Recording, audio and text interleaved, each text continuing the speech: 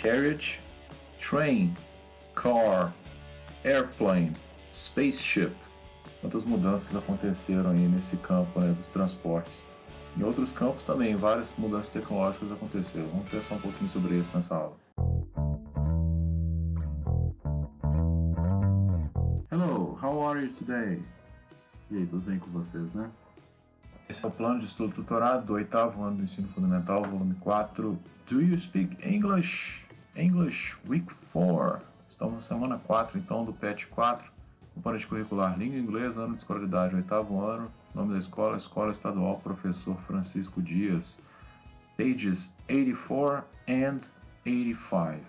84 and 85, as atividades do PET. Antes de começar, vamos pensar um pouquinho nesses avanços, como é que eles ocorreram, né? A gente teve 4 revoluções industriais, na verdade, nós estamos na 4ª já.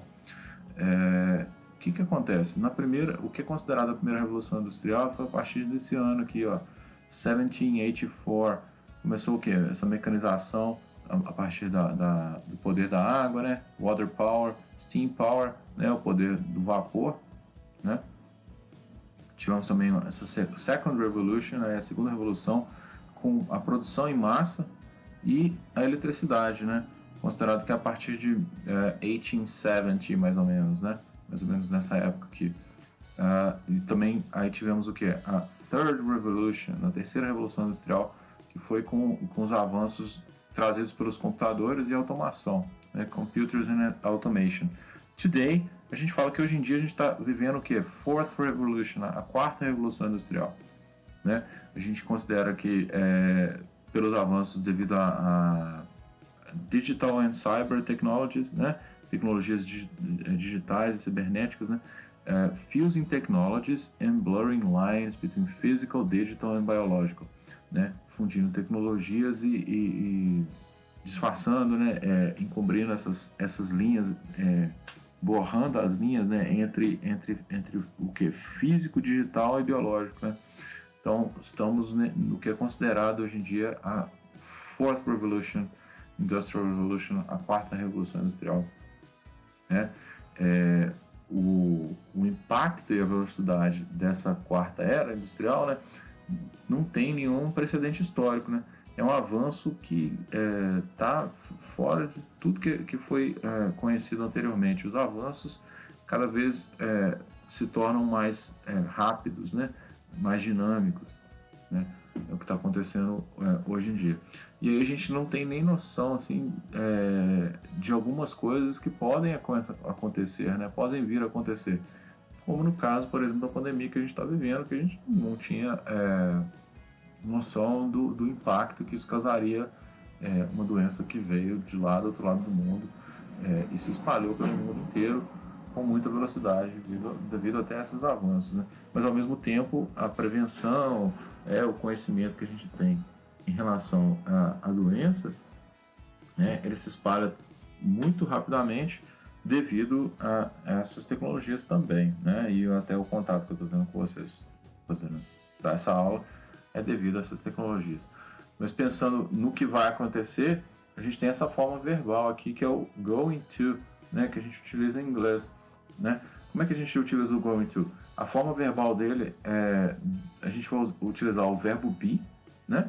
Sempre juntamente com o going to, né? Quando a gente está afirmando alguma coisa, a gente tem o que? I am going to play, I am going to eat, I am going to sleep, né? Eu vou jogar, eu vou dormir, eu vou comer, né? E aí a gente tem as formas do verbo be mesmo, né? O verbo to be, o famoso verbo to be, que a gente até estudou no período presencial, no início lá do ano. A gente falou um pouquinho sobre I am, you are, he is, she is, it is, we are, you are, they are, né? São as formas do verbo be no presente. Então a gente vai falar I am going to, you are going to, he is going to, she is going to, it is going to, we are going to, you are going to, they are going to. Rapidinho a gente tem essa contração aqui, ó, a gente costuma falar também you're gonna, né? She's gonna, né? A gente vai ligar esse going to e vai virar gonna, né? É comum ouvir, né? as pessoas falarem assim, né? Ao invés de falar going to, falar gonna, né? Are you gonna play? Are they gonna play? Né? Mas como a gente está iniciando nisso aí, a gente tem o going to. I am going to. Are you going to? Is he going to? Is she going to? Is it going to? Are we going to? Are you going to? Are you going to? Né? Também, né? Or are they? Né? Faltou aqui, ó. No quadrinho aqui, ó. Faltou esse aqui, ó. Are they going to? Desculpa. Então a gente tem a inversão, né? Quando a gente tem uma pergunta. Quando a gente tem uma negativa, a gente vai simplesmente adicionar o not, né? I'm not, you're not, he isn't, she isn't, we aren't, they aren't going to. Nas atividades do PET, a gente começa com um texto, né? Como de costume, a gente tem aí, ó, read the text below, leia o texto abaixo. Então é um tipo de texto que começa com uma tirinha aqui, né? E aí, como eu sempre falo, a gente tem que olhar a tirinha e tal, olhar as imagens, o que se associa com o texto, quais são as palavras que parecem com o português e iniciar, né? É interessante a gente iniciar olhando as perguntas, porque aí a gente vai ler o texto com um outro olhar, né? Prestando atenção no que vai ser perguntado. Vamos dar uma olhadinha aqui, ó. One. Por padrão, os seres humanos são programados para quê? Né? Então, essa ideia de programação do ser humano, né? A gente tem um programa, a gente tem um certo padrão de comportamento, né?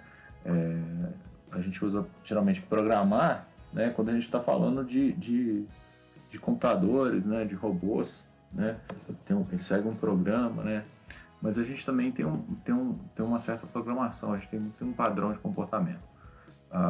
Two, ao recusar uma novidade, por exemplo, tecnológica, o que a pessoa pode perder? Né? Quando você deixa de querer aprender uma coisa, o que você pode perder? Né? Tá no texto a resposta. A gente vai ler pensando nisso. 3. Analise o texto e a ilustração. É possível concluir que as inovações tecnológicas têm mais pontos positivos ou negativos? Justifique sua resposta. Então, tudo tem pontos positivos e negativos, né? Mas nas inovações tecnológicas, né? More pros or more cons, né? Pros and cons. 4. De acordo com a ilustração, qual era o temor demonstrado na fala do personagem do primeiro quadrinho? Né? O que ele temia? O que ele tinha medo? Né? 5. No segundo quadrinho, qual o temor demonstrado na fala do personagem? Até relacionado de certa forma. 6. A estrutura be going to, que a gente falou lá anteriormente, é usada para falar sobre o futuro próximo, ou seja, algo que com certeza vai acontecer, ou então que temos a intenção de fazer. Mas pense assim, é algo que com certeza vai acontecer na opinião de quem está falando, né? Ninguém tem o poder de prever o futuro com exatidão, né?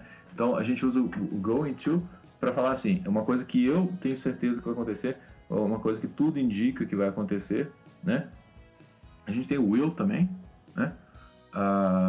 Que é uma coisa que vai acontecer de acordo com uma previsão, né? Mas o be going to é uma coisa que eu tenho certeza que vai acontecer, na minha opinião, geralmente, né?